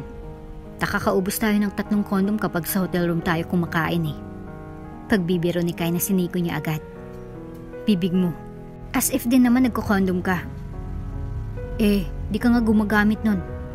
Ayoko pa man din makasal sa malabutete ang katawan. Nagsimula na silang kumain ng biglang dumapit ang nagbaviolin. Nagulat siya at napatingin kay Kai. Pero nakahulod na si Kai, ang nalingunan niya. Nakahulod dito sa harapan niya habang nakabukas ang kahitan ng singsing. Gusto ko lang to pa rin yung gusto mo. Yung makasal na hindi malabutete ang katawan. Ngumisi ito ng may kalakip na mapaglarong tingin. Napatakip siya sa bibig. Hindi niya inaasahang ngayon agad ito tutuhanin ng pagpropose sa kanya. Ayn Radaza, will you marry me? Malumanay ang boses nito. Ilang segundong katahimikan ang dumaan bago siya unti-unting tumango. Oo, papakasal ako sa'yo. Nakangiti niyang sagot dito. Agad nitong sinuot sa kanya ang singsingat. Agad na sinalubong ng yakap. Para siyang tanga na natatawa lang habang umiiyak. Habang nasa mga bisig ng lalaki. Gising na dyan. Kailan ka pa babangon dyan, ha? Ngayon ka magsusukat ng gown mo. Diba? Oh my gosh, Ayn. Nag-hysterical ng mami niya. Diretso pa nitong binuksan ng kortina ng glass wall niya. Kaya napapikit ng marin ang mata niya nang tumamang sinag ng araw sa mga mata niya. Kailangan pa nating dumaan sa salon. Oh my gosh, ang dami nating dapat gawin. Dumapa siya sa kama para takpan ng tenga. Ito na naman ang nagrarap niyang mami. Ayn, ano ba? Bulyaw ng ina niya. Nang mamalayan nitong nakahiga pa siya at nakatakip ang mga tenga. Napilitan tuloy siyang bumangon at magmarcha tungo sa CR. Kahit malalaki na sila, ganito pa rin sila kung alagaan ng mami nila. Ginigising, hinahainan ng pagkain. Kulang na lang ay subuan. Binibaby sila, kaya madalas silang tumakas talaga dito sa bahay. Nasa CR na siya nang bigla na lang bumaliktad ang sikmura niya. Agad siyang tumakbo sa ball para doon dumuwal. Isinukay niya lahat ng kinain niya kagabi. Ayn, are you alright? Ang mami niya na narinig ang ingay ng pagsukay niya sa loob. Yes, I'm fine. Hindi niya sinabi dahil baka magpanik na naman ito. Ganun pa naman din ito. Nasa hamba na ito ng pinto, nakaabang sa kanya. Are you really fine? May pagdududa sa mga mata nito. Oo, mami. Ayos lang talaga. Tumungo ito sa naging sagot niya, pero ramdam niyang hindi talaga ito kumbinsido sa naging sagot niya. Parang ang mami niya pa ang excited sa mangyayari. Sa linggo ay kasal niya na. Sa wakas ay magpapakasal na talaga siya kay Kai. Hindi niya inasahang kay bilis ng panahon. Parang kailan lang iyong proposal, tapos isang kisap matay, dumating nang nasa schedule ng petsa ng kasal nila. Pupunta ako. Susunduin ko kayo. Nasaan ba kayo, love? Palambing na tanong ni Kai sa kabilang linya. Huwag na. Alam mo naman si mama. Marami siyang mga pamahiin. Saka na lang kapag tapos ng kasal. Hininaan niya lang ang boses baka marinig siya ng ina. Bumuntong hininga na lang ito. Parang gusto ko na tuloy matapos ang kasal. Ani Kai na halata sa boses ang lungkot. Tumawa siya. Kung makapagsalita ito ay parang ilang taon silang hindi nagkita. Ilang araw pa lang naman iyon. Ang OA talaga nito. Hay nako, magkikita rin tayo. Sa altar. Bumuntong hininga ulit ang lalaki. Nagpatuloy sila sa pagpili ng madamit ng mga flower girl at iba pa. Kinuhanan na rin siya ng size niya para sa gown niya. Ayon ng mami niya iyong ready-made ang isuot niya sa kasal niya. Gusto ko iyong gown na para lang talaga sa anak ko. Yung walang katulad. Eksaheradang sabi ng mami niya sa mga tauhan. Napagawaan ng gown. Napangiwi siya sa sinabi ng ina at napabuntong hininga. Itong mami niya talaga. Napangiti habang pailing-iling na lang siya. Sir, may gustong kumausap sa inyo. Nandito po siya sa lobby. Mahalata ang takot sa boses ng babae sa kabilang linya nang sabihin iyon. Abala si Kai sa mga papel na taglatag sa office table pero sinagot niyang nasa baba. Inasahan ng sasabihin ng front desk na dumating si Ain para bisitahin siya. Si Ain ba? Hindi sumagot ang kabilang linya. Ilang saglit pa bago nagsalita ang nasa kabilang linya. Hello, Mr. CEO. Kumusta? Isang malaking boses ang pumailan lang sa kabilang linya. Sino to? Tumawa ito. Wala siyang oras sa mga ganitong paandar. Busy pa siya. Kung wala kang sasabihing matino, mabuti pang ibigay mo na lang telepono sa tauhan ko. Tigtagis ang bagang niya. Galit ka na agad, Mr. CEO? Paano kung sabihin kong hawak ang buhay ng pinakamamahal mo ngayon? Napatayo siya sa kinauupuan. Sino ka? Walang hiya ka. Sino ka? Tumas ang boses niya. Mabilis siyang kinonekta ang tawag na ito sa recording. Fucking tell me your name. Sino ka? Tumawa lang ito. Di ba namimili sila ng mga gown ngayon? Nasa isang paggawaan sila ng gown. Tumatakbo ang oras. Ilang minuto na lang ang kailangan. Ang mga gowns ay magiging abo kasama nila. Mabilis siyang binaba ang isang telepono at tinawagan ang security ng building. Yung lalaki sa lobby huwag niyong palabasin. Kahit anong mangyari, huwag na huwag niyong palabasin. Tumayo siya at hinablot na lang basta-basta ang jacket. Damn it. Umalingango iyon sa buong office bago siya tuluyang lumabas. Sir, hindi na namin napigilan. Mabilis siyang nakaalis. Report ng security sa building niya. Napamura ulit siya at pinaharurot ang sasakyan palabas ng building. Kailangan niyang maabutan kung nasang lugar man ngayon si Ain. Ain, nasan ka? Laking pasalamat niya nang sagutin nito ang tawag. Nasa kila mami, sa paggawa ng mga gowns. Bakit? Kumain ka na ba? Lumabas kayo agad sa lugar na yan. Ngayon na, Ain. Tumas ang boses niya. Ayos ka lang ba, love? Bakit? Anong nangyayari? Bakas rin ang pag-alala sa boses ni Ain sa kabilang linya. Delikado. Lumabas muna kayo dyan. Pumasok kayo sa sasakyan. Maghintay kayo sa akin doon. Parating na ako. Huwag kayong mag-alala. Parating na ako. Kinontak niya rin ang private investigator habang nasa daan. Maging ang mga pulis na agad nagtungo doon para bantayan si Ain. Nang makababa siya ng sasakyan at nakarating sa kinaroroonan ni Ainay, agad niyang hinanap si Ain. May mga pulis nang nandun. Ito ang mga tinawag niya kanina. Nang makita niyang babae, agad niyang sinugod ito upang yakapin. Ilang araw niya rin itong hindi nakita. Namiss niya agad ito. Tapos magkikita sila dahil pa sa taong nagbanta sa kanya. Sino yun, love? Sino yung lalaking nagbanta? Anong kasalanan natin sa kanya? Nanginginig na tanong ni Ain. Tinahan niya lang ito. Umiyak na kasi ito. Nitong mga nagdaang araw ay medyo sensitive ang babae. Naisip niyang siguro mali na sinabi niya sa ganung paraan ang nangyayari. Nagpapanik na naman tuloy ito ngayon. Oh my gosh! Dapat kumuha na tayo ng bodyguards. Hindi na talaga tayo magiging kampante masyado. Alam naman nating nagpagalagala si Arnalfo ngayon. Ani ng ina ni Ayn. Nang banggitin iyon ng ina ni Ayn ay agad na nagkaroon ng ideya si Kai kung sino nga talagang maaring may pakana ng pananakot niya ito. Agad niyang tinawagan ang private investigator. Imbestigan mo si Arnalfo Espinosa. Nasa kulungan na ngayon ang anak nitong si John, kaya paniguradong ang amang maghahanap ng paraan para makalabas ang anak. Nagulat na lang siya nang biglang tumakbo sa tabi si Ayn. Namilog ang mata niya nang makitang nagsuka ito doon. Oh my God, Ayn! Mabilis na dumalo agad ang ina. Sumunod din siya para usisan ang nangyari sa babae. Bakas ang pag-alala sa mukha niya nang himasin niyang likod nito habang nagsusuka pa rin ito. Baka may nakain lang akong hindi maganda. Pagdadahilan ni Ayn. Hindi pwedeng ganyan lang ang sabihin mo. Pupunta tayo sa ospital. Ungot ng ina nito. Mabuti na lang at nasabi nito iyon. Balak niya rin kasi talagang sabihin iyon. Sumama na rin siya tungo sa ospital. Nakangiti ang doktor ng balingan sila na nakadalo kay Ayn. She's 2.5 months pregnant. No need to worry. Iyon talagang isa sa symptoms ng pregnancy. She just need the proper care. Ani ng doktor. Samantalang sila ng ina nito ay gulat na nakatingin kay Ayn. Tila hindi pa rin makapaniwala. Han, kumain ka na? Kanina ka pa dyan. Diba't ikaw pa nga ang sumasaway sa mga anak mo kapag hawak nilang tablet sa hapagkainan? Tapos ikaw naman tong, shut up Armando. Pinag-aralan ko itong mga methods para hindi mahirapang mga anak mo soon. Oh my gosh, hindi niya dapat maranasan ang sakit na naranasan ko. Hindi ko kayang tingnan. Mangiyak-ngiyak pa nasabi ng ina. Kagabi pang ina niya sa paggaliko sa tablet nito kung ano-anong pinagsisearch tungkol sa pregnancy at kung ano-anong bagay ang konektado sa pagbubuntis. Napabuntong hininga na lang ang ama niya at nagpatuloy sa pagkain. Napatingin siya sa ama niya. Naalala niya na naman ang sinabi ng ina.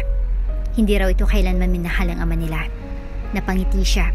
Maraming mga mag-asawang naghiwalay dahil sa isang maliit na bagay. Kahit kasal, naghiwalay. Pero itong magulang niya, magkasama pa rin hanggang ngayon sa kabila ng fixed marriage na nangyari sa dalawa. Kung hindi minahal ng ama niya ang kanyang ina, paniguradong matagal na nitong iniwan ang ina niya. Pero nanatili pa rin ito na buo ang dalawa. Kaya hindi siya naniniwalang hindi natutunan ng ama niyang mahalin ang kanyang ina. Hindi lang kayang sabihin ng ama pero nararamdaman niya. Nilagyan ng ama niya ng pagkain ng plato ng ina niya habang hindi napapansin ng mami niya ang ginawa ng daddy niya. Kain ka na Han. Udyok pa ng daddy niya sa mami niyang busy sa pagsisearch. Palihim na lang siyang napapangiti at nagpatuloy sa pagkain. Oh my gosh, magpapasukat ulit tayo ng gown mo. Nakalimutan mo baka tumaba ka. Prega ka na. Bulalas ng ina niya nang balingan siya. Pinakita sa nasa front desk ang itsura ni Arnalfo Espinosa. Opo, ito nga po yung lalaking nakitawag dito at nakakatakot kong tumingin. Iyon ang description ng nasa front desk.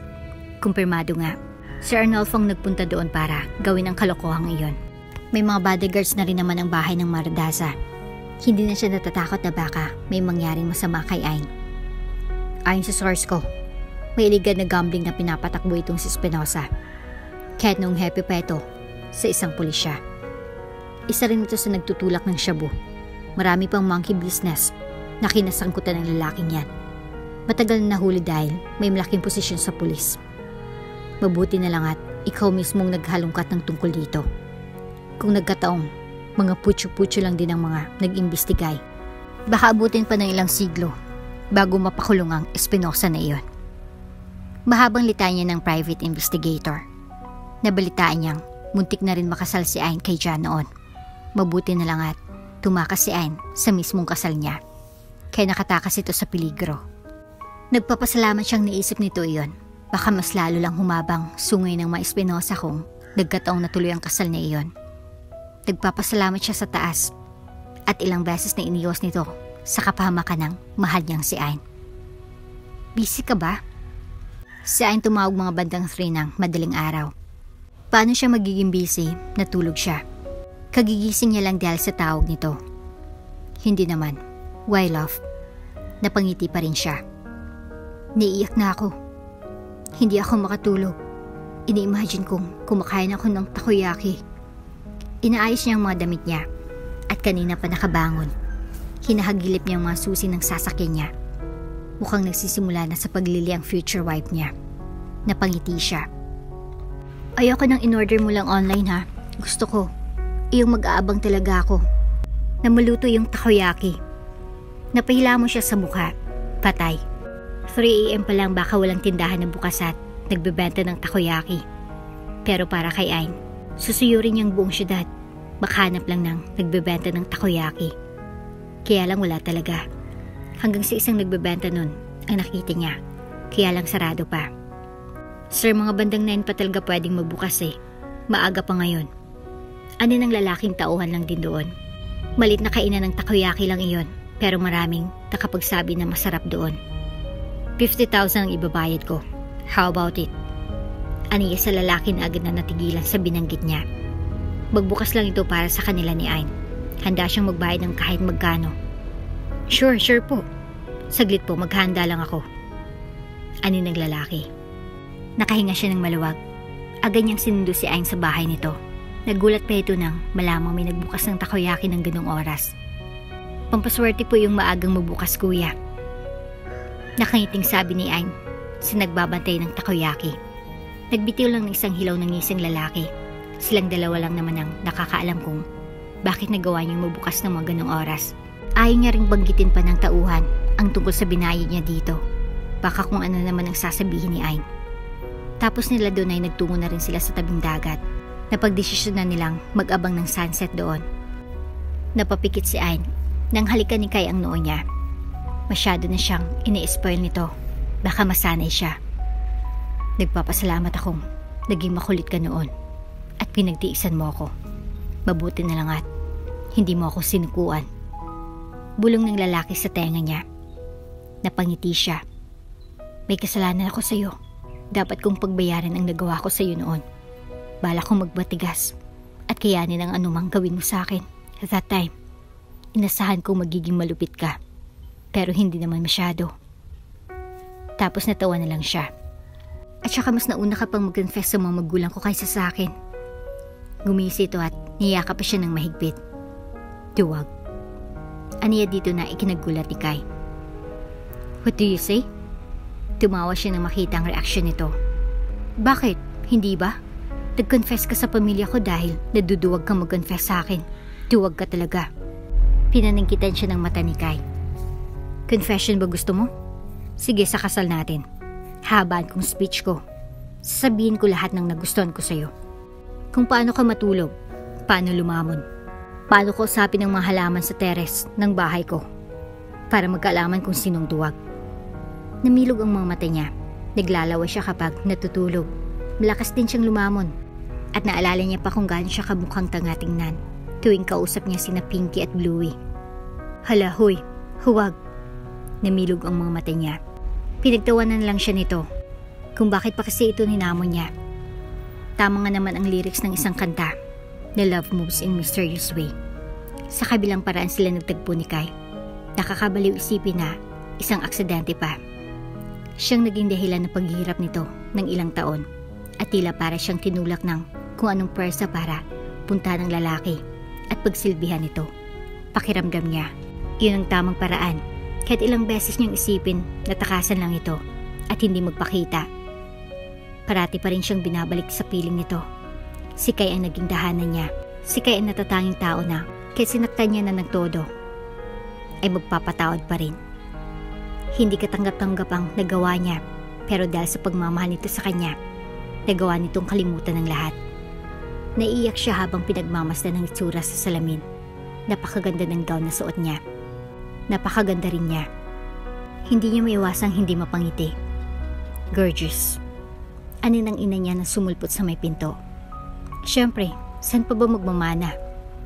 Napangiti siya. Itong mami niya talaga. Inayos nito ang buhok sa may balikat niya at may sinuot na kwintas sa leeg niya. Isa yung locket, may pendant na heart, at nang buksan niya, nandun ang picture nilang apat.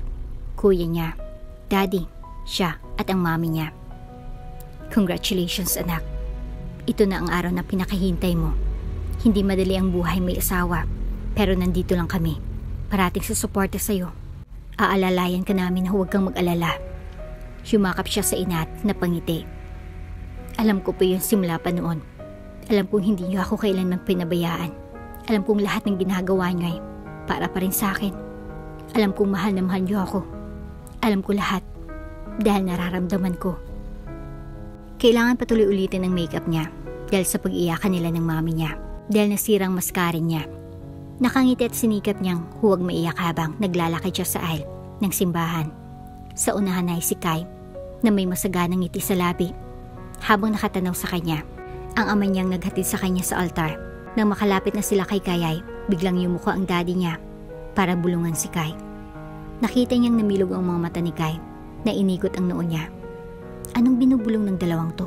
Saka siya ipinasa ng ama kay Kai. Sinigo niya ito. Hoy, anong sinabi ni daddy? Ngumisi si Kai. Wala. Ano nga? Hindi pa rin ito nagsalita. Gagawin ko rin naman kaya di na kailangang sabihin ng daddy mo. Ngumisi ito. Okay, aalis na ako. Di ko na pala itutuloy itong kasal. Naiirita na sabi niya. Kung bakit pa kasi may pa-secret-secret eh. Sabi ng daddy mo, gawa raw tayo ng isang dosenang anak. Mabilis na sagot ni Kai. Namilog ang mata niya. Anong akala niyong mga lalaki sa amin? Mga inahing baboy? Ang sexy naman ng baboy ko kung ganon. Panunodyo pa ni Kai. Napabusangot siya. Nag-umpisa ng kasal at hanggang sa nagpalitan na rin sila ng vows. Hindi nga ito nagbibiro noong sinabi nitong kwento nito lahat ng nagustuhan nito sa kanya. Hiyang-hiya siya nung lumabas sila ng simbahan. Namumulang mukha niya sa inis. Unang araw ng buhay mag-asawa nila ay parang gusto niya agad itong pagsasapukin. Dagdag mo pa ng malamang kambal pa lang magiging anak nila. Kahit hirap ay nakaya niya naman. 2 malulusog at walang komplikasyon na kambal ang inirawal niya. Lumaki masayahin ang 2 bata. Mas malala nga lang ang kakulitan ng mga ito, lalo pat parang mga lalaki. Hoy, anong ginagawa niyo dyan? Bulyaw niya nang makitang nandun na naman na nakatambay si Teresa ang kambal niya at pinapakialaman na naman ang mga halaman niya. Noong nakaraan ay nakita niya ang bunga ng strawberry niya na kinagatan lang tapos di man lang inubos. Tapos iniwan pang nakabitin sa mismong halaman nito. Pinaglalaroan lang talaga ng 2 tanim niya. Nandiyan na si Mama Dragon. Sigaw ng isa sa kambal niya at tumakbo papasok sa kwarto. Mama Dragon ang tawag sa kanya ng mga bata dahil napapagalitin yung mga ito parati. Kung di ba naman kasi makulit eh. Pero ang 5 years old na ang mga anak niya. Pinapapasok niya na sa daycare. Ngayon kasi ay linggo. Kung wala lang sa business trip ang ama ng mga ito ay baka nasa silid ang 3 at nanonood ng movies. Anong Mama Dragon ha? Anong Mama Dragon? Pinasok niya sa loob ang 2 at kiniliti ang mga ito. Mama, tama na! Tili ng mga ito. Pinaglalaroan niyo pang mga tanim ko doon. Bakit kinagatan niyo si Pinky? Habang kinikiliti pa rin ang mga ito. Mag-sorry kayo. Hindi ako titigil hanggat di kayo nagsasorry. Tapos kinikiliti niya ulit ang mga ito. Sorry na mama, hindi na mauulit. At tumili na naman ang mga ito nang kiliti niya ulit. Si Kayan at Ain Kai ay magkaibang itsura kahit sasabing kambal ang mga ito. Si Kai ay kamukha ni Kai. Tapos si An Kai ay kamukhang kamukha niya kaya hindi siya lugi.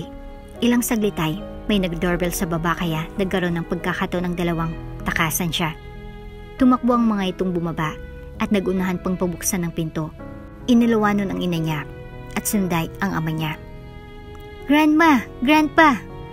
Halos magkasabay pa nabulalas ng 2. Tuwang-tuwa na niyakap agad ng lola ang 2 apo.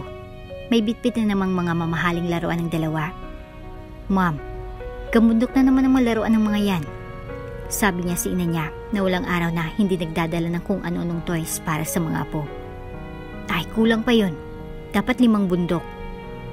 At parating sagot ng ina niya tuwing sasawayin niya. Wala siyang ibang magawa kundi ang mapabuntong hininga. May mga dala rin ang mga pagkain ng mami niya. Ito nang gumawa lahat ng trabaho sa kusina mula sa merienda, pananghalian at hapunan. Halos araw-araw ang mga itong nagtutungo doon para makasamang mga apo. Kulang na lang dalhin ng matuwang mga damit para doon na tumira. Ang lungkot ng bahay, walang maingay. Parating dahil ng mami niya. Nang makabalik na mula sa business trip si Kai, ay nagtungo sila sa Siargao. Gusto raw matuto ng mga bata na mag-surfing. Ang galing-galing ni Kai sa ganun. Dahil matagal na nitong libangan, ang ganun nung binata pa ito. Umaangat ang kilay niya tuwing nakakakita ng mga sexy ng mga foreigners na naglalakad sa dalampasigan ng Siargao. Kaya ka naman pala natuto mag-surfing dito eh. Nagduda ako kung surfing lang ba ang ginagawa mo dito noon. Baka mamaya niyan, may lumapit sa atin tapos sabay sabing, anak mo kasi may nakabuntis ka dito. Nakanguso niyang sabi kay Kai. Sa gwapo ba namang ito? Walang maloloka dito? Tumawa ito at inakbayan siya. Ay sus, selos na naman. Buntis ka ba? Hinampas niya ito. Sira. Na-enjoy ng mga bata ang dagat, lalo na nung sumakay ang talo sa surfboard, kaya't nihirapan ng ama sa pagbalanse sa surfboard kasamang 2 anak. Panay ang hagalpak niya ng tawa habang tinatanaw ang tatlo. Tuwang-tuwa siya tuwing makikita niyang nahihirapan si Kai na sakyan ng surfboard. Hi. Isang hot na foreigner ang lumapit sa kanya sa sun lounger. Napakamot siya sa batok. Hi sir. Ngumiti siya dito. I'm Ethan. You are. Tapos nagabot ito ng kamay. Ayn. Her name is Ayn Radaza Alvaro. Isang boses ng lalaki mula sa likod ang biglang nagdugtong sa sasabihin niya sana. Si Kai pala. Iritado itong nakatingin sa hot na foreigner. She's my wife. You're holding my wife's hand, bro. May himigan ng iritasyon sa boses ni Kai at kinuwang kamay niya mula sa foreigner. Oh, sorry. I thought... Medyo hilaw ang tawa ng foreigner. No, so get lost. Medyo suplado na sagot ni Kai. Hinampas niya ito. Wala namang ginawang masama yung tao. Ang bad mo. Saway niya. Nagsalubong ang kilay ni Kai. Crush mo yun? Bakit mukhang nihiya ka pa kanina? Anito? Nahihiya? Bakit ako mahihiya? Tiyuh! May pa-cute-cute ka pang nalalaman. Umirap ito. Friendly lang ako. Siyempre tourist iyon. First time sa Pinas. Kaya nakikipagkaibigan. Kinuha nito ang singsing niya. Tanggalin na lang natin to. Ano pang use ng singsing? Kung di mo yan kayang ipakita sa malalaking lumalapit sa'yo. Mahirap bang sabihin na taken ka na? Panay tuloy siya habol dito. Kalaunan siya nang nairita. Hala, bahala ka. Itapon mo yan. Hindi ka makascore sa akin mamayang gabi. At nagmarcha na siya palayo dito. Ito naman ang naghabol sa kanya. Love, joke lang yun. Ito naman. Oh, kunin mo na tong singsing natin. Huy, love. Sigaw pa ni Kai habang hinahabol siya. Sa gabi naman ay nasa dalampasigan silang 4. Nag-try silang mag-camping doon habang nagsisiga sila at nag-iihaw. May mga fire dance performance sa gabi. Ang ganda-ganda lang tingnan. Mama, sinunog ni Ayn Kai ng marshmallow ko. Ngawa ni Kai Ayn. Hindi naman sunog eh, ang OA mo. Siyempre, iitim talaga yan. Sinalang mo sa apoy eh. Pagdadahilan pa ni Ayn Kai sa kapatid. Tingnan mo, puro sitim. Pagkain yata ng engkanto ito mama eh. Sumbong pa rin ni Kai Ayn sa kanya. Kumuha ka ng bago doon Kai Ayn. Mag-ihaw ka kasi ng sayo, bakit kasi si Ayn Kai lang ang hinahayaan mo mag-ihaw? Si Kai Ayn pa ang napagsabihan niya. Pasiting pretty lang kasi ito sa tabi. Si Ayn Kai lang ang nag-iihaw. Dumating na si Kai, may dalang inihaw na bangus. Doon sila kakain. Tatambay rin sila hanggang mga 11 PM doon. Kain na guys. Nakangisi na sabi ni Kai sa kanilang lahat. May inihaw na bangus, manok inasal, ilang sweets at kanin ang nandun. First time nilang kumain doon kaya lahat sila excited. Ilang saglit ay tumayo si Kai Ayn habang daladalang marshmallow na inihaw nito. Hoy Kai Ayn, saan ka pupunta? Sigaw niya sa papalayong anak. Kakain na sila, saka naman umalis. Sinundan niya ng tingin ang anak niya. Nagsalubong ang kilay niya nang makitang isang batang babayang nilapitan ni Kai Ayn. Maputing maganda, kulot ang buhok nito. Binigay ng anak niyang nakaskewer na marshmallow doon sa bata. Kita niyang nahiya pa itong bata, pero tinanggap nito ang binigay ni Kai Ayn. Anak ko talaga yan. Mayabang na sabi ni Kai. Nakatanaw rin ito sa pinagagawa ng anak nitong si Kai Ain. Binigyan niya ito ng masamang tingin. Proud ka pa. Bata pa yan. Kung pagkukuritin ko kayo sa singit. Kinurit niyang asawa niya na pangiwi ito habang natatawa. Mama, si Kai Ain. Yung marshmallow ko yung binigay niya doon sa batang babae. Umiyak si Ain Kai. Sinamaan niya naman ang tingin si Kai. Hindi man lang nito sinaway si Kai Ain kanina. Ano naman? Bulalas ni Kai. Para itong aso na takot mahampas. Peaceful na natapos ang hapunan nila sa dalampasigan at pagod na bumalik sila sa cabin nila mga bandang 11. Naligot kanya-kanya na sa pagiga sa kama nilang mga bata. Habang sa kabilang kwarto sila ni Kai. Hindi siya makatulog. Parang sinasayang niya ang sarap ng hangin at ganda ng lugar kapag tutulugan niya lang. Nagkape siya sa labas ng cabin habang nakatanaw sa alon sa unahan. Maliwanag ang sinag ng buwan. Napasingap siya sa gulat nang may umakap mula sa likuran niya. Nakakagulat ka naman eh. Reklamo niya dito. Tumawa ito. Kape po more. Bumuntong hininga siya. Kung nagkataong hindi ako ang nakilala mo, sino kayang naging asawa mo, love? Baka single pa rin ako hanggang ngayon. Humigpit ang yakap nito sa kanya. Ay sus, ikaw magiging single? O bakit? Single din naman ako nung nagkakilala tayo. Nung muntik tayong magkabanggaan. Single din ako nun. Niirita ako nun kasi akala ko mamamatay akong virgin. Pagbibiro pa nito. Sinaman niya ito ng tingin. Utot mo. Hinalikan siya nito sa labi bago nagsalita. Kung isisilang ulit ako, hihilingin kong huwag alisin sa akin ang memorya ko. Kung iyong aksidente lang ang tanging paraan para magkita at magkakilala tayo ulit. Hindi ako magsasawang balikan iyon para lang makasama ka. Naiiyak siya. Pinapaiyak siya nito. Pinahid nito ang luha sa pisngi niya. Mahal kita, Mrs. Ain. Verdasa Alvaro. Niyakap niya ito ng mahigpit. Mahal din kita, Mr. Kai Alvaro. At dito na nga po nagtatapos ang ating kwento. Hanggang sa muli. Kung bago ka pa lang sa channel neto, ibang kwento ni Ate Jane, istorya mo, ikwento ko. Huwag kalimutang pindutin ang notification bell at subscribe button.